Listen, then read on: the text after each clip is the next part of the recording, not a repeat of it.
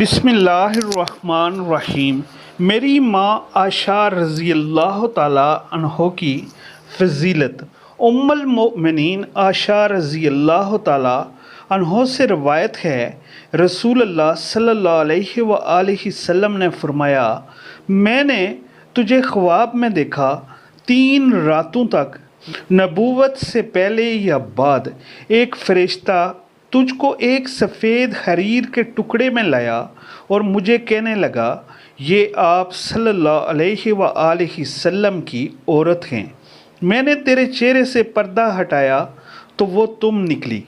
میں نے کہا، اگر یہ خواب اللہ تعالیٰ کی طرف سے ہے تو ایسا ہی ہوگا، یعنی یہ عورت مجھے ملے گی۔ اگر کوئی اور تعبیر اس خواب کی نہ ہوئی